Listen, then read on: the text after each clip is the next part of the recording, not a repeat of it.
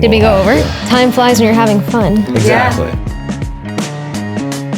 Welcome to Empire State of Grind, a podcast about the people building the next wave of tech startups in and out of New York City. Please be advised that the hosts of this podcast are practicing lawyers or other professionals in the tech industry, and that some of the guest employers on this podcast may be clients of the hosts. The information and content provided during this podcast are for informational purposes only and should not be construed as legal or financial advice, or as the positions or stances of the employers of any of the individuals. Thanks for tuning in. On today's episode, I am joined by two absolute powerhouses of event marketing. Our guest, Carolina Barberri, is the head of events and field marketing at Cortex.io, an internal developer portal built to accelerate the path to engineering excellence. We are also joined by a new co-host, Kim Buhay, Director of Field Marketing Americas at Datadog, the company where we all met. We will learn about the important role that events play in accelerating growth and building employee relationships, as well as discuss how some of our favorite events were planned and executed. We will also learn about how both Carolina and Kim ended up in events and tech and what each loves most about NYC. Spoiler alert, the three of us have seen and supported each other through various aspects of personal and professional growth, so there's a lot of laughter, love, and respect in this conversation. Let's dive in. All right, so today's actually a really exciting and fun episode for me. I'm here with two of my favorite people and two of my first friends from Datadog. So we have Carolina Barberri. You are now the head of events and field marketing at Cortex. And Kim Buhay, who is the director of field marketing of the Americas at Datadog. Yeah, so still there, still going strong. You're still in the nest, keeping us all posted. Yeah. And tell us, I guess, maybe I am going to take this off the path a little bit. Tell us a little bit about Cortex and kind of your role there.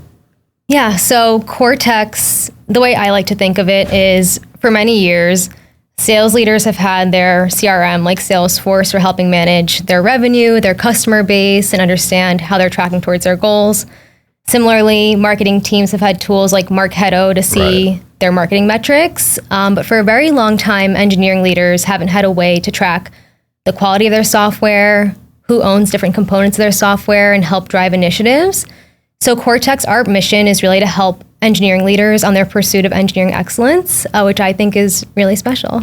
No, it's cool. It's actually something relatable because that's legal tech is basically trying to solve the same problem of what is going on with all the stuff I'm working on. Mm-hmm. It's something we constantly were trying to figure out at Datadog. Yeah. I mean, it's all about observability, right? Yeah. Exactly. That's true. I mean, my first reaction was let's hire someone else to do that because I wasn't interested, but 100%. Definitely a problem. Is there like a term for that industry? Yeah, so the category that we're in is internal developer portals. Okay. It's pretty new, actually. So internal developer portals probably started emerging in like 2019. Okay. Started off with an open source project that really blew up. And then Cortex was founded shortly thereafter with a few competitors now. Yeah. All right, cool. So one thing I had told you guys I kind of want to talk about, I think the audience would be interested because I know for me it's different. I was hands-on in a company, so I kind of honestly have huge respect for what you guys do. But why don't you explain how do events play into a technology company, right? Because they don't seem to have, the importance I think they do. Oh, I mean, everybody thinks we're just the party planning committee, right? Yeah. I mean, you definitely get those props too from the rest of us, but And we do plan great parties. We do. But hell yeah. that's probably the least important and impactful thing I think that we do. Mm-hmm. Yeah, so just for some background, we all met, you guys kind of had a similar role on the events team, right? Mm-hmm. So we all started, 2016? 2016. When did you say you joined? When we were 2016, babies. yeah. Okay, so I think you guys were earlier in the year, I was later in the year. So what, at these smaller companies, is the role of managing events? You want to take that one? Yes, just because I'm at a small company now. Yeah, exactly. But caveat, Kim and I did start at Datadog when it was 100 or so 100 employees. Mm-hmm. So you definitely have this experience also. But at my organization, at least, so Cortex is pretty small. We have 100 employees. The marketing team itself is pretty small. we have the basics, so like marketing operations, demand gen, product marketing, of course, is also really important. And events really works together with all those teams to ensure that we are, one, driving leads for the company, driving pipeline, and also helping to accelerate that pipeline and ultimately close business for our sales team. So dumb it down for me. Like what is an event? Like when you're in charge of events, what is that? Yeah, so a few, I guess, like different flavors of events that we do. I'd start with the fun ones. So because we're a small company, you know, we wear many hats. We help with planning. Sorry, we don't help. We actually plan our company offsites. These are twice a year. We bring in all the employees from the company for a few days of learning, collaborating, fun activities, bonding, things like that. But on a more marketing focused kind of perspective, we do a few different things. So we sponsor third-party trade shows, which tend to be extremely popular with this developer kind of like audience. Events like AWS reInvent, KubeCon, SRECon, Google Cloud Next, you name it. We usually have a presence there. These are industry events. When you say sponsor, you have a booth there for attendees that can see what you're up to? Exactly. Well, I think one of the really attractive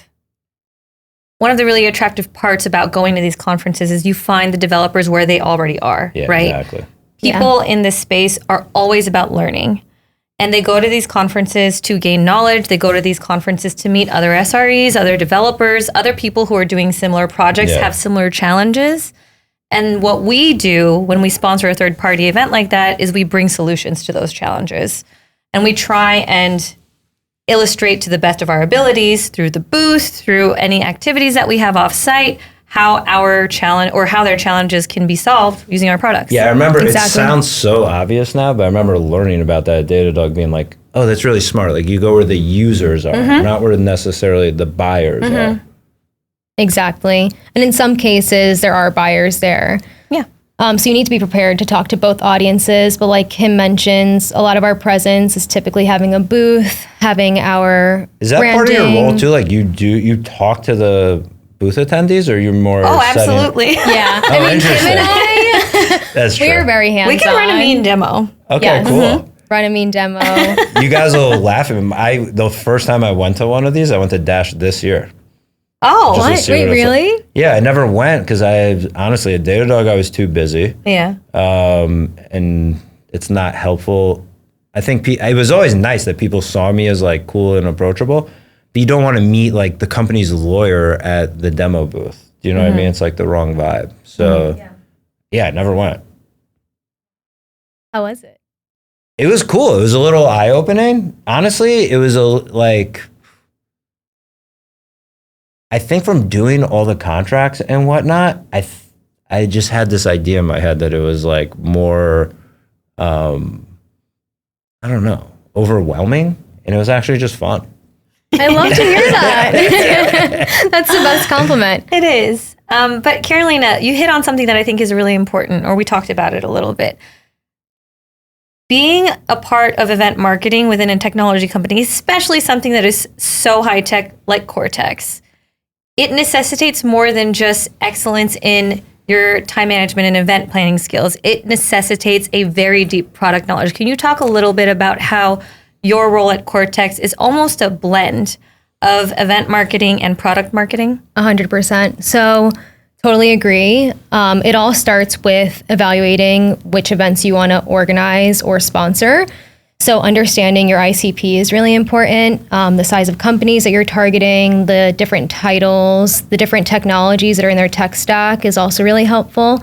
So I know, for example, if my, prospective users are using Google Cloud, AWS, et cetera, I'm going to go to those conferences because it's very relevant for us, right? That's interesting. And you're literally the one making that decision. No one's telling you. It's cool. I love that question. And it's funny because it made me think, like, I'm not surprised to hear that you guys are thinking that way, because that's literally what I did from my side is like, actually feel like I need to understand the business I'm in, how it operates a little bit, not from, right? We don't have technical background. So it's not like, show me the code that produces this. But it's like, conceptually, what are we selling? How does it work? Who would care about this? Because it empowers you to be better at your role, as, maybe as not, or what's the cliche as that sounds. But like, I've found that I still do that from the outside. Like, I have someone demo me the product at every client I have. Why? Because like, I always looked at it as like, between lawyers, I need to be the expert on our product. Yeah. You know what I mean? It's very empowering. Yeah. Helps you do your job better, honestly. It does. It also helps you like connect with the other side. So I actually had a experience recently that, the other lawyer, we're going back and forth before we meet. And it's really hard on my side. Are they editing this hard because they know a lot or they know nothing? Then you get on with them. You can talk the technical talk. We connected. This thing that seemed like this is not going well automatically is a little more like we're speaking the same language. Yeah. And this is someone that does have a technical background. Yeah, I think it's a superpower. For sure. And I don't think that everyone thinks this way. No, that's why not to brag, but it's a differentiator for sure. I do think so. Yeah. And I do think it's truly a best practice that we learned very early on at Datadog. And were you encouraged? That's, I guess, what I'm... Okay. Yes. Yes. We were encouraged mostly because anyone who worked at Datadog in the early days, and even people who work there now, they will tell you Datadog is a product-first company. I think Cortex is the same, is it not? Yeah. But everything stems from this obsession with the mission of what we're trying to do at Datadog. We're trying to break down silos between dev and ops. And because that mission really bleeds into everything that every department does, we're really pretty unified. I know. I've drank the Kool-Aid, I feel like you're showering in it. Look, I drank the Kool-Aid. Yeah.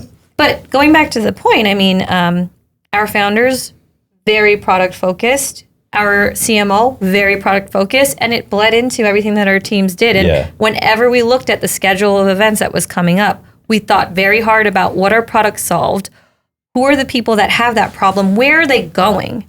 Yeah. And then we made the strategy based on that. Exactly. So it starts with, again, like understanding your ICP, where are we going, who are we speaking to? Working with product marketing or sales engineering or whatever resources you have to then understand like how do we bring this solution and all of our use cases in front of people. So that usually comes in the format of doing a demo. That's cool. So we do a little bit of discovery, like what's your role? What is it that you're looking for? What pain is it that you're feeling? And then try to create a demo that helps them understand how Cortex can solve that. Yeah, and I just had an interesting thought pop in my head. Like, how many events do you think you've attended Oh my in God. your career? No, I know. It's more than I would expect, I bet. I think one year we did 300, just the four of us, which is 50 each. It was 50. Oh my God, it was like 50 to 60 I went back and each. counted. All over the world, yeah. Yeah. So 50 times, how long have you been doing this? 2016. 400 events.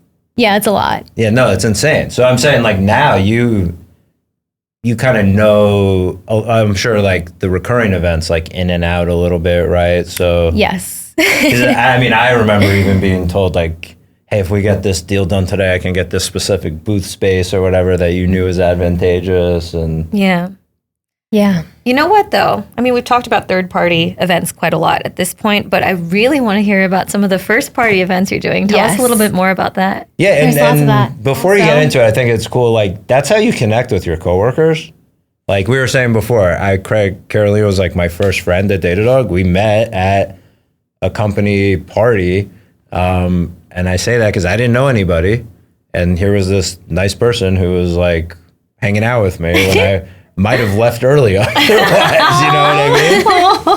And I'm pretty outgoing. So that's saying a lot. Outgoing. I'm so surprised to hear that. I do appreciate what you said, Fisher, about just how these events serve so many different purposes, Yeah, right? exactly. Like it gives people an opportunity to make new friends. And that feels really special that we are behind the ones I always curating thought some of you this. guys are kind of like someone else's first experience with like at least the brand. Yes. Like you're saying at a show or whatever.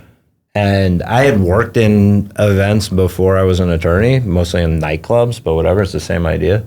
So I valued that, right? Like someone walks in the first time or whatever, like you are a brand. Or is this something they want to interact with or not? So I always was like floored, like how many people are interested in this brand?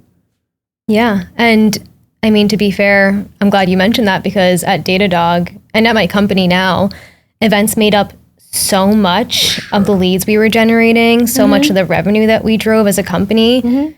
They have a huge impact on your organization if you do them right. So third-party trade shows are really helpful for that. In addition, though, we do... Sorry, no. I was making the point that what you were saying, or what we're saying about the outside, I think is also true on the inside. Like, you go to a company event, this is telling me who we are. Do you know what I mean? Do they value me as a, employee here or worker? Is partly like, what am I getting back? And our events were kick ass all the time. No, it's true. It's that feeling valued. Yeah. You know what I mean? This isn't like, oh, we're going to like TGI Fridays or whatever. Yeah. We should talk about the Datadog company parties. Unleash?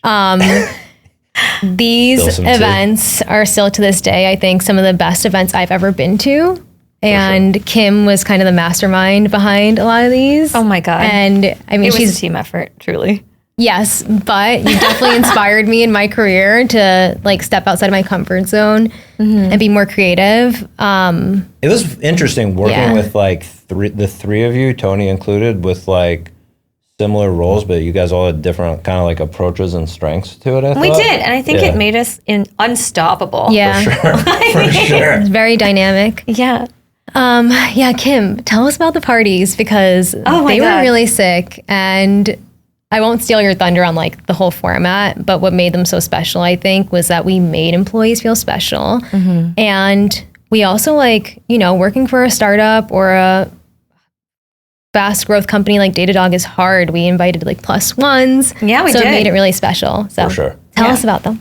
So I'll go back a little here. So when I first started at Datadog, all I knew about Datadog was that there was a very cute puppy type logo and that it was in New York City.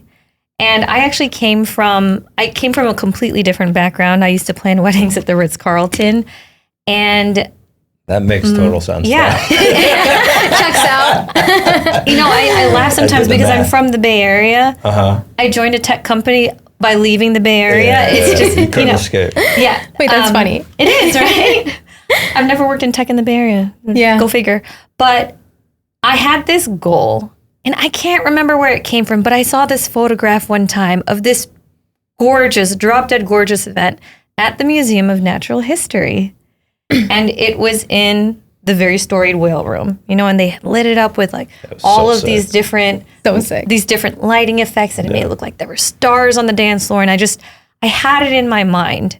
I'm going to do an event there one day. I'm going to make it happen. I don't know how I'm going to do it. Oh, cool. I love this. But I'm going to do it. And I joined Datadog, and at that time, like Carolina said, we were at about 100 employees. So every holiday party, to her point, we would invite every single employee. We would fly them into New York City, and we would invite a plus one. Who does that? That's incredible. We also asked, and that's what I'm saying. Like, it makes you feel valued, and this idea of like, it's not just this work version of me. Yes. You know what I mean? You're inviting my partner or whatever to meet these other people. And it was so nice to meet everybody's other half, 100%. Whether that other half was a partner or whomever. Like, it was so nice to just have that window into somebody that you work with and see every day, so a window into their world, right? And at this place where worlds collide, like we would always try and build all these different activities for people to get to know each other. We used to try and do these little conversation starters by grouping people and like giving them little tags, because there's tags in our event management system in Datadog.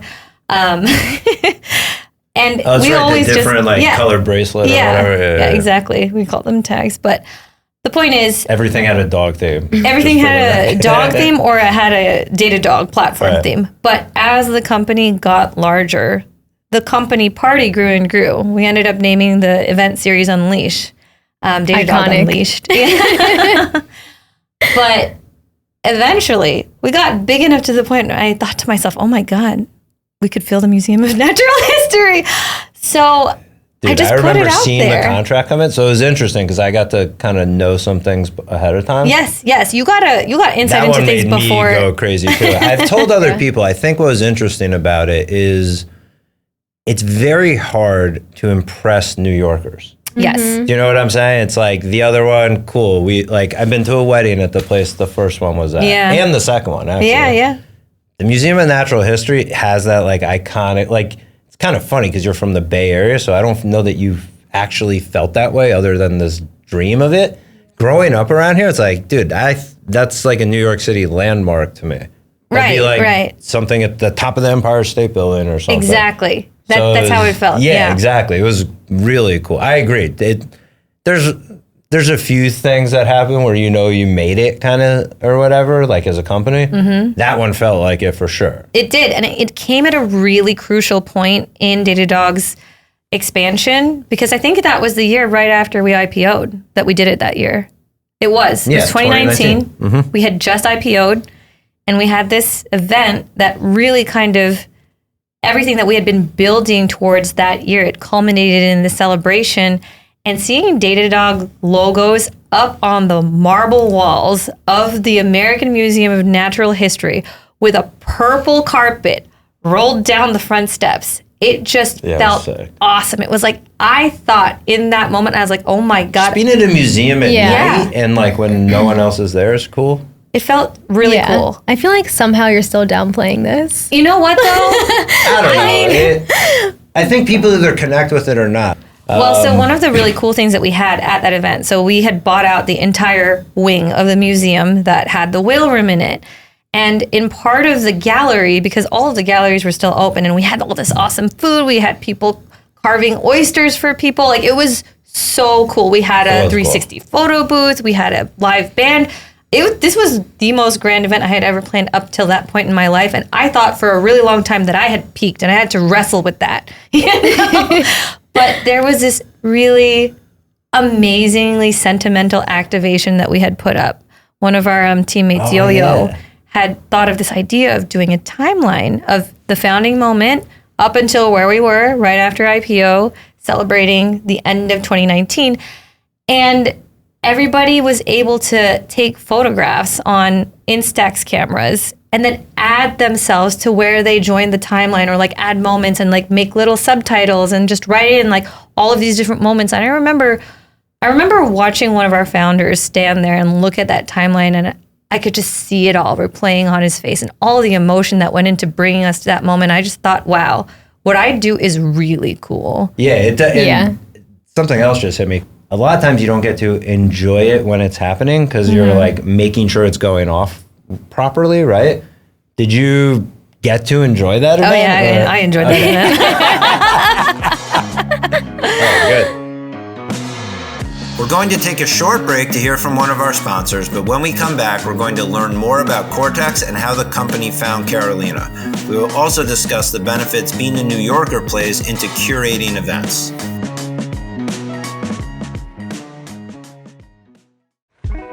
This episode is brought to you by NextGen Law. NextGen Law supports today's modern tech companies, bringing expertise in drafting and negotiating customer contracts and scaling of go-to-market legal functions. For more information, visit nextgenlaw.com. That's NextGenLaw with hyphens in between each word.com.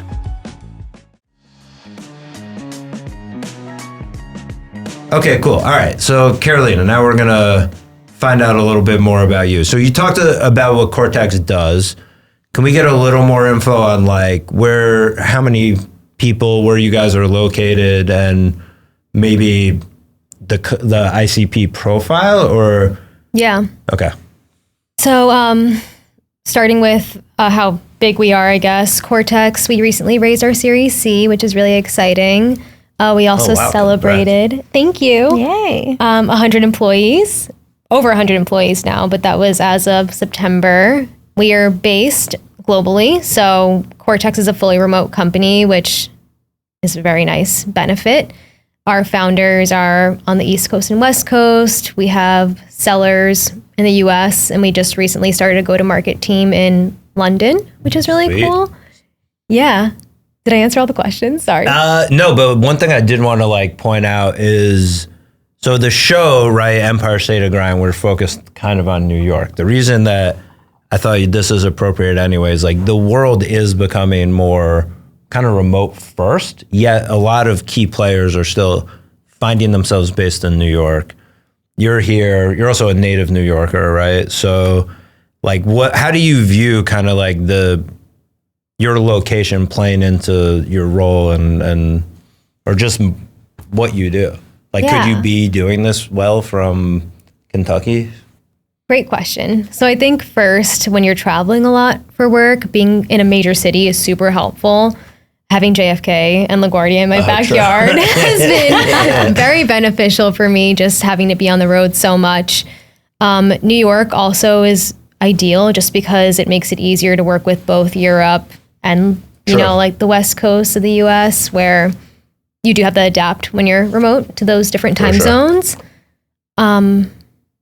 Yeah, and then, I mean, working remotely, I still have the opportunity to get together with employees that are in New York. We have a large group here too, which is really nice. I think something that you're not hitting on, but I think is really important and something you do extremely well is the benefit that being in New York City gives you, staying on the beaten culture of what is going on in the world. Not just in tech, but with what people are enjoying when they go out for a drink and then building that into your strategies. Like there's so much that I think you just absorb being here by osmosis that really elevates your plans. Can you do it from Kentucky? Like, do you know you what could. venues You could to do go it. to? And But I think you could because you've been here, right? Well, that's but what I'm like, saying. If you You started could. there, and sorry to pick on Kentucky. They've got great fried chicken. No, I mean, I think you could, but I do think that there is something that elevates your taste. Yeah. Yeah. That really gives you an edge when it comes to building experiences. And what are you doing with events other than building experiences, right? Yeah, I definitely agree with that. I know we were going to answer this later, like why New York, but I'm happy to dive in now. I think New York is so special for many reasons.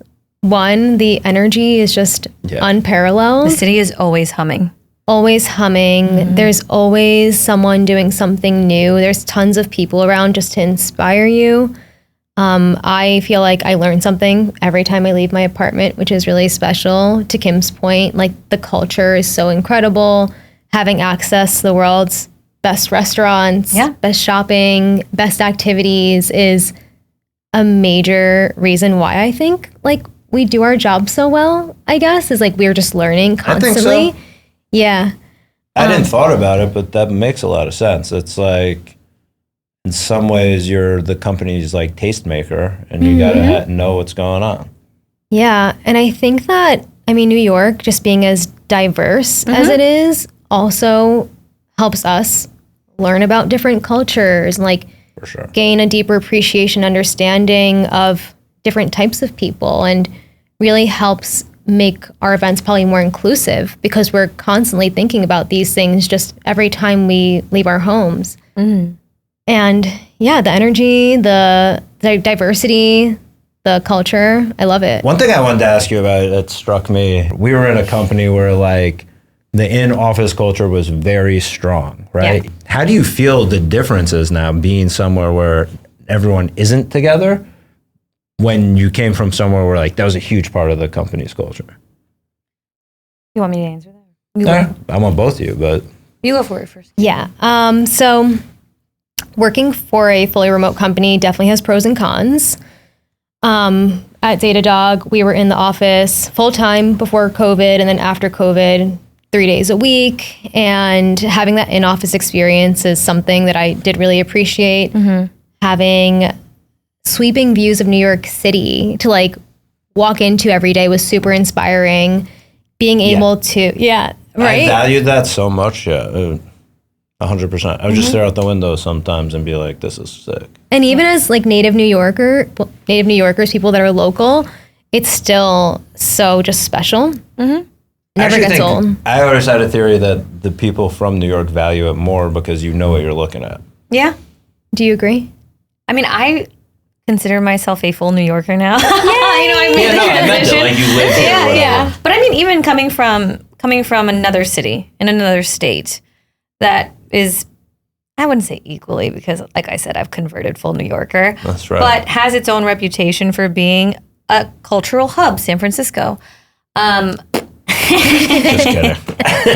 There's just something special about looking out your window and seeing the Empire State Building. It's just there for you. Right. And I do think that, especially when we were early on in our careers, being in the office every day, it just connected you with so many different people. That's really the part I am asking about. Yeah. Yeah. And I mean, there's people that I met around the lunch table exactly. that I would have never spoken to just based on the business that I was doing. You know, we made friends with people on the developer team that actually ended up being really good friends outside of work that we never, ever, ever had a single work meeting about. For sure. I actually credit a lot of like my whatever personal growth or success in the role, I guess I would say, on the availability of others. Because what you were saying before, like we were discussing before about getting to understand the product and the company and stuff. Yeah. I needed access to people who knew more than me. And that access was in the office. It wasn't like, it's just different now. It wasn't scheduling a meeting. It was seeing you at lunch or being able to stop by your desk or whatever. It's different for me now because I'm not at a company. I'm providing a service from the outside, which is very different, right? Because people are mindful of my time because I'm billing them for it. So some of it is, it can be confusing because some of this is like, I need some upfront, it'll be an upfront cost for down the road value. Do you know what I mean? Where I feel like previously it was just offered. But I'm curious, like at a remote company, like how do you, I don't know, bridge that gap to like be close with your coworkers when you're not close physically? Yeah. In the world today, which is another thing I don't understand. So it was a huge adjustment, to be honest. But being in the roles that we're in, the nice benefit is, one, I go to conferences all the time. So I'm constantly with people bonding for several days at a time. And it's something that I've learned not to take for granted anymore. I think coming into an office regularly made me maybe not appreciate it as much, where now I have these moments on the road where I know how special it is and like how rare it is for so many other people at my company to get to experience that. So the conferences and stuff definitely help, but I think also just going back to the events that we plan, like our all company offsites, just being able to get everyone together for 3 days, make the most of it, have fun, collaborate, learn about each other, definitely has strengthened my relationships. Do you feel like you're more mindful of making space for that at the events because knowing it's like not provided naturally? Definitely. Yeah. So you're still at a big office, right? I am. It's a very big office. It's still really nice. It is. That was like so funny story. I took my aunt visited. Well, she's, I guess, my cousin, whatever. Italian, everyone's like your aunt if they're a certain age older than you. And I remember taking her there and like, she didn't know what we did or anything, but just the office. She was like, oh, I'm at a real tech company. This is awesome. It is. It's funny that you say that actually, because it happens quite a lot. You'll be having lunch and somebody will roll up and be like, hey, this is my mom. I love it. And it truly is so special. I mean, when people visit from out of town, they want to show them where they work because they're proud of it.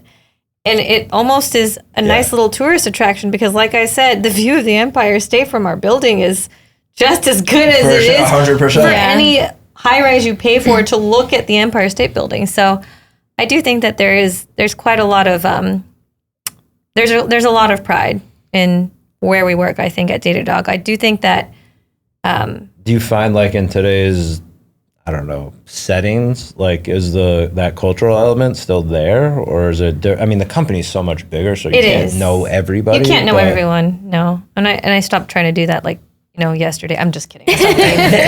But it is on the immediate teams that I work with. Cool. I will say that, and I think that people have done a really good job at Datadog of really taking advantage of the hybrid work policy, in that you still get that benefit, and we try and coordinate with each other. Like, when are we all coming into the office? Because we all want to be there. Yeah. If someone's going to be there, we want additional value of being there. 100%. Yeah, we want to be there together. But it does allow flexibility for people who might have young families or who might just have a little bit more productivity happening at home. And, it's a nice balance to have. No, for sure. Yeah. It strikes me as like the world is different, pre and post pandemic with regard to this, right? We used to, if I said I was in the office 8 hours a day, I'd be lying. I was in the office 12 hours a day. Yeah. Do you know what I mean? Like, Yeah. I knew everyone there at some point because I'm outgoing, and I was the only lawyer. So you probably had to interact with me at some point, for better or worse. Yeah. And it just, honestly, it's part of like, I don't want to say it's why I'm doing what I'm doing now, but I don't feel like I'm missing it because I feel like I'm not so sure that exists at these other places. It is interesting though. I work with small startups mostly, so I do visit their offices, and some of them are very mindful of this and have try to cultivate a culture like that. And then others are like remote first, and I'm talking with someone here and then someone there. So you just see like more variety than, what I think was more, I don't think our culture was normal. I think it was surpassing that, but like the ideal was to do it together in person. Okay, cool. So what about some like recent events have you done, or maybe the first event you planned at Cortex? Like, give us an idea of maybe not the day to day so much, but like what have you been doing? Yeah, we've gotten almost too nostalgic. Yeah, so the events have definitely evolved since I joined.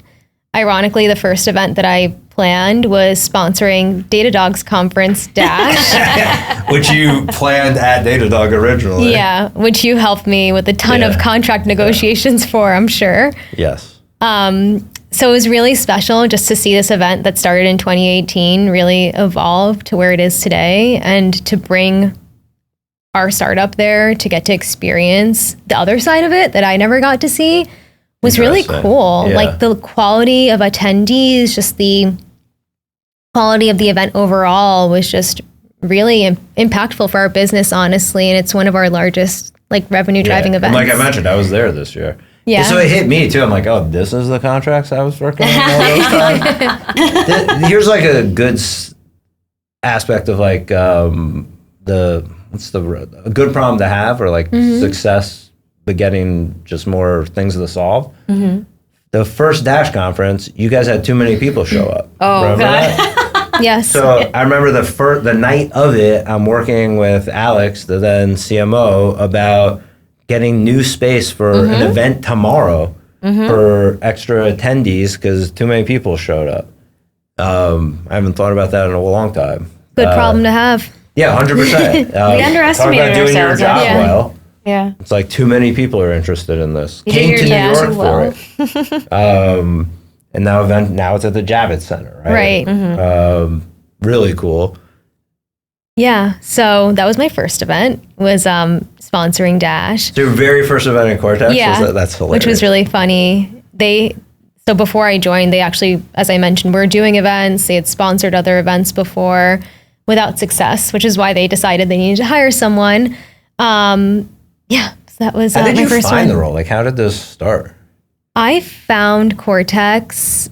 It was actually kind of random. So I was ready for a new challenge. I was at Datadog for 6 years, loving it because it's an incredible company, and like I felt like I was growing and I was doing really well, but wanted something new. So I was at a wedding, and the groom had just joined this startup, Cortex, and he approaches me and he's like, "You need to meet my founders. We like don't have any open role, but I want you to explain to them what you do, and then you should work here." So I was like, okay. Very cool. Within a week after his wedding, he set up a call with me and the founders. We chatted. I walked them through what an event strategy could look like. And within a month, they moved to an offer and I joined. Yeah. I have never cool heard this story. story before. Yeah. This sounds like a movie. It was crazy. Yeah. And it speaks a lot to like what I've been feeling a lot of gratitude for lately, which is like, you don't get that introduction if this person doesn't respect what you do and know you're really good at it. And that feels really good when like you see the world look at you that way, right? Yeah. Did you feel that way, or? Yeah, it was it definitely felt really nice to be appreciated and like recognized by someone that I respected, who I think has had an incredible career trajectory. Also, he was at Datadog, had gone to PagerDuty also pretty early on. So seeing that he's made like really This is good, the founder or no, the my connection? friend that connected me with the This founders. is Mike? Yeah, it was Mike, Cannell. right? Yeah, Shout yeah. out to Mike Cannell. We shout out people on here. That's Oh cool. yeah, for sure. Yeah. Shout out to him. Is he still there? Yeah. Okay, cool. So he was the first, I think, AE at the company. That makes a ton of sense. Yeah. He knows how we got leads at Datadog. And Yeah, this yeah. isn't going to work otherwise. Exactly. He's a good dude. He is good.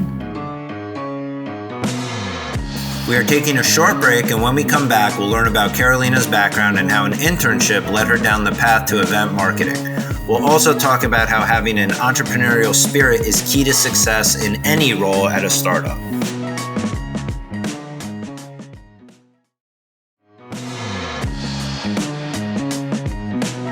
So I kind of want to learn a little about like your background, how you kind of got into this, right? So I know a little bit, but why don't you tell the audience, like, where'd you grow up? I don't even want to say how'd you get into tech, but how'd you get into events? And then how did you get into tech from events? Yeah. I grew up in Queens, in New York, still in Queens girl for life. And the way I got into events was I was in college, had a marketing major. It was finally time. Like I had been procrastinating my entire college career to get an internship. Finally started applying to internships, and I landed an event marketing internship at the New York Stock Exchange.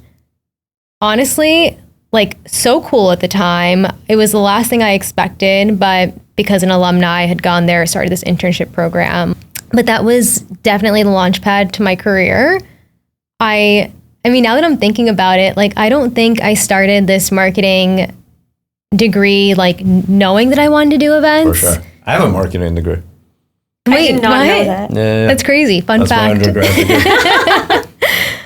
So I didn't know I wanted to do events, but I had this opportunity and I really enjoyed it. I got to learn so much. And where were you in school, did you say? Oh, I was at Hofstra. Okay. Yeah, so studied at Hofstra, was interning. Really branched out. Yeah, I mean, so far, right? But was interning the majority of the week and like taking classes maybe 2 days a week at that point. And it just brought me so much joy to get this like hands-on real world experience. So anyway, started there, ended up staying there for quite a few years. So you worked there after college? Mm-hmm. Okay. Yeah, dabbled in media relations, realized like there are other parts of marketing out there, but it wasn't really for me. My heart was still like in events. Continued doing events there, and then ended up at Datadog, kind of randomly. Like Kim, I was looking for jobs on Indeed, found the opportunity, got on a call with Marissa, had an interview with Jessica, and felt so inspired and motivated just by like her energy, all of her knowledge. Yeah, she is a force. Yeah. And there's so much. Well, anyway, I was between offers. So I had two choices at that time. It was either I go to Datadog, make like $10,000 less than this other opportunity in finance. I think it was like for Barclays or something. But so much of like just the idea of learning from Jess and being really hands-on at this startup and making an impact. And also like as an early 20-year-old, like being able to travel just seemed so cool. An opportunity I wouldn't get with other jobs. Right. Is what really drew me in. Did I know that the company would be as successful as it is? I had no idea. Of course not. It was definitely like Jess's leadership, getting to travel. Free snacks didn't hurt. Oh, the free snacks are great. Yeah. I actually think that there's something that Carolina is underselling about herself. And I think some of the conversations that she and I had as she was trying to make that decision about, whether to continue growing with Datadog, because I am absolutely certain that had she stayed, she would be doing amazing things still. But Carolina has an incredibly entrepreneurial spirit. For sure. Wow. Thank you. You do. No, it's true. I mean, we didn't talk about it very much. It kind of glazed over it, but Dash was her baby. And for the listeners that don't know what Dash is, it's actually, it's Datadog's user conference. And Carolina was part of the team she led the team that created the very first one. And that's incredibly difficult to do. I do agree. I was always in awe of how you guys were doing new shit all the time. There's so many different moving parts to doing a user conference, and it really does take the whole village to make it happen. But that entrepreneurial spirit really carried her into this role, because when you are the first event marketing, or even the first marketer, or the first marketing ops person, or the first lawyer at a small startup, you're on your own. You can't turn to your neighbor and ask, hey, what do you think about this idea? Is this going to take us to the next level, or is this just going to sink the ship, Yeah. There's a lot of pressure on you to perform. It's scary. It is scary, and it is quite a big risk to go out on your own like that. And Carolina did it at a very important juncture in Datadog's growth, because it was at the point where, okay, we're going to become this really large company. The problem is going to change, right? We know what we're doing now. Our problem is trying to scale it and improve it every single year. I think you're bringing up something I find like fascinating. Maybe not fascinating, it's not the right word, but it's almost obvious as you meet people and in these like different growth situations, because I feel like you're talking about her, but you're also talking about me. Yeah, I am. Because there are just different personalities, and especially early on, it is a lot of people with an entrepreneurial spirit, because the job is not, it's like, who cares what the job description says? It's getting shit done. Yep. It Are is. you comfortable just figuring shit out and getting shit done? And if you are, then it's not surprising when someone goes out kind of like on their own or takes on a new challenge or whatever. Right. And what I realized, I knew I had that. I had run businesses before I was a lawyer. So nothing big, but like, you just know that makeup, right? So you know if you have it or you don't. But I remember joining early and being like, it's so weird too. Like you were saying about the whale room, like being a thing in your mind, and it's so cool when like things manifest and one for me now. Shout out Brad at Superbox, right? Brad was a PM, and he was the first person where I went, this guy's going to start his own company one day. I wonder if I would work with him. And now we do. And it's just like, oh, that's freaking cool. Yeah. But you realize early on, everyone here has that kind of spirit, right? Like for the most part, as the company grows, I think there's like an inflection point where it's not fair to think I'm going to get that like itch scratched at a 5,000 person company. Yeah. Right. Do you know what I mean? Like, you do what you've been doing, or like a repeatable process or whatever. It's not figuring shit out. Don't break this stuff. We'll figure it out. Yeah. You know what I mean? Yeah. So then it's like, where do you fit in? Do you want to go back and build? Do you want to build something totally new? Or are you comfortable and like, are you changing with the company? And for me, what was cool, we hired one of my good friends, and I saw how it was such a better fit for him at this stage than it was for me. And what was crazy to me was he saw it super quick. Like I was nervous to tell him I was leaving, because I was like, you joined a company, I work here, and now I'm like a couple months later, hey man, I'm going to leave. Yeah. Whatever, it was a great job for it. Honestly, it was a perfect fit, but it feels like, am I abandoning him? And he was like, oh yeah, man, you're not a big company guy. And I was like, you saw that already? But like that, there's just different people that it makes sense. You join this small. I had a conversation with the head of engineering at one time about this. Like, one of the challenges is we have to hire a different type of person in the PM role. We can't hire these entrepreneurial types. We need more, I use the term like soldiers. Yeah. You want people that will not be creative. You need people who are really good at process at a certain point. Yeah, and knowing who you are and like what do I want is very important when you're at these places, because they change and you may not, right? The goal was, I tell people all the time now, my goal was to make myself obsolete. And when I did it, I kind of stopped enjoying being here. Yeah. You know what I mean? Like I could do the job, but you don't need me to do the job. Yeah. You could have anyone, not any, you know what I'm saying? I didn't feel special doing it. Where now it's like one of one, like you're saying, at these companies, that responsibility is scary at times, but it's also like that's the trade-off, right? This is the fun trade-off. part. Not for everyone, I'll say. Joining a startup and like being so vulnerable and responsible for these huge numbers, and all eyes are on you really to make this program successful. And Kim, I really appreciate you saying that I have an entrepreneurial spirit, because I think you have one also, and that's why I really respect and admire you. We actually have these core values at Cortex, and the two that resonate with me the most, I was actually recently asked this as well, is bias to action and write the rules. Bias to action. Yes. Explain that one. So bias to action, what it means to me is I internalize that as being given something very abstract of a goal. I want to have an event next week for 50 people, and being able to take that and really ideate it and like execute it and make it super successful. So that's the way I look at it, is not being given the playbook, writing the playbook on your own. Oh, I get it. And deciding like, how am I going to make this happen? Bias to action meaning do something. Do something. Get shit done. Yeah. I Like that. you said. The kind way of saying it. Yeah. But I love it. Like operating with urgency. Yeah. And a desire to win. Oh, yeah, that's the startup mentality. Like 100%. I do Yeah. think that's what made so much of the early days feel like again, we were unstoppable because everybody had that bias to action. You couldn't stop us. Physically. no, it's a weird thing because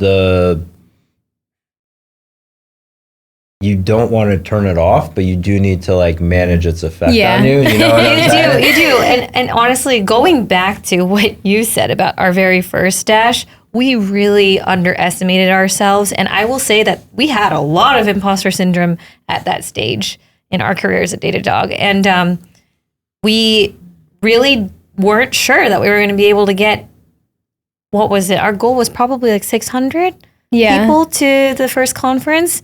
I think 800 people showed up. And to your or like point, 1,000. it's like, this is, I think, the difference of the makeup, right? Is like, some people would be annoyed that you guys screwed up, didn't get the right place the first time, and now I am expected to work after hours on a Wednesday to help fix this problem.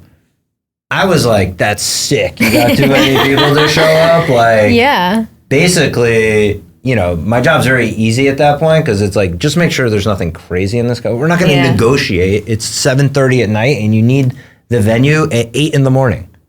And I appreciate you like knowing that. Yeah, There's a time and a place for everything, and that is not the time or the place. Negotiate. I learned that was a lot of that was from Brian. Like how I said that first contract I overdid. He definitely made it clear and comfortable to like, hey man, use your judgment and worry about the stuff that matters. We don't have time around here to worry about stuff that doesn't matter. Right. What's the business impact? And to be honest, that understanding I think is like what makes me able to connect with like people that I support but aren't lawyers very well. We're taking a short break, and when we come back, we're going to talk about one of our favorite parts of this city and a few other aspects of why we call NYC home.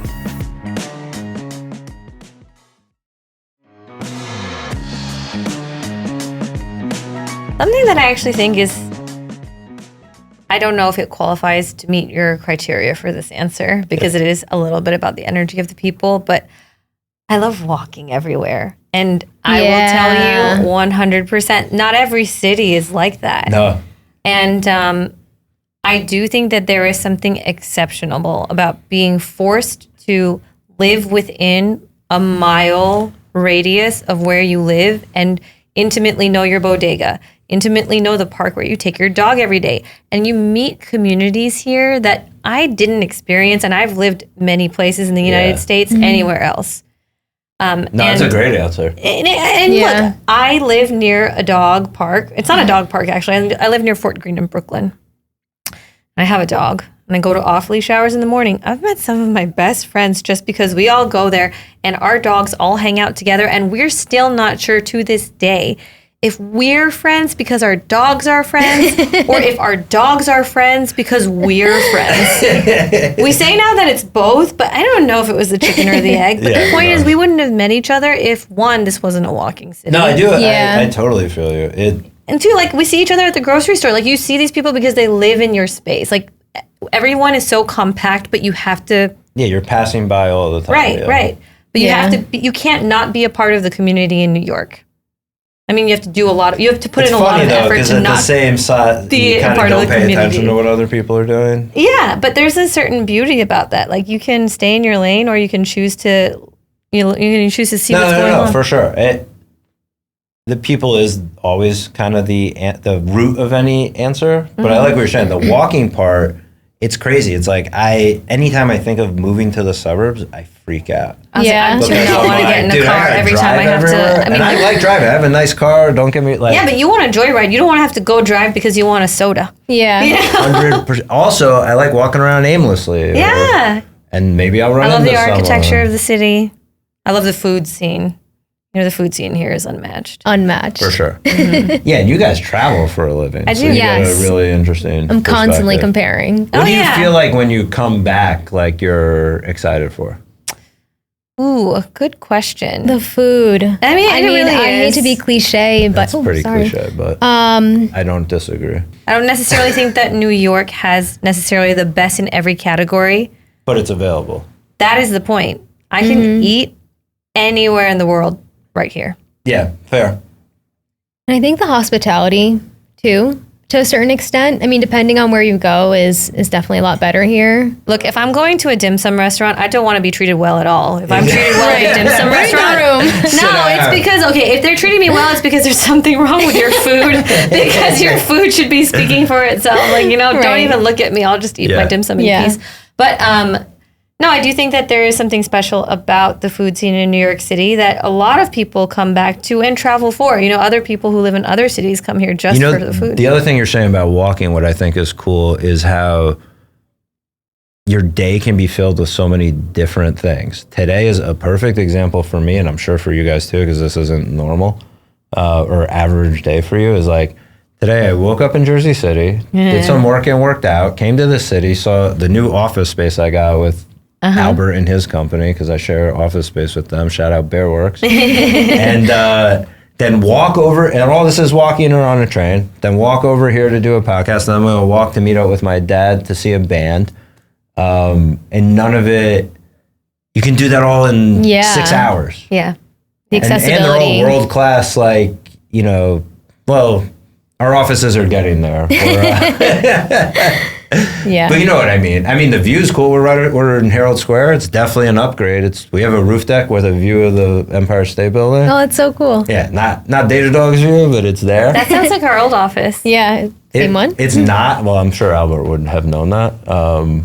But no, it's just cool, like the varied experiences you can have in a short period of time. Yeah. I think there's other places that provide all that, but like your days can just be like filled with like the shit that normally is like a good month. The accessibility, just like literally being able to take up any hobby you pretty much want, even out doing stuff in the outdoors, mountains, beach, like it's all right here. Yeah, true. 1 or 2 hours away, but All right. yeah. Well, Kim, Carolina, thank you so much for joining us. Of course. Yeah, of course. Thank you for having us.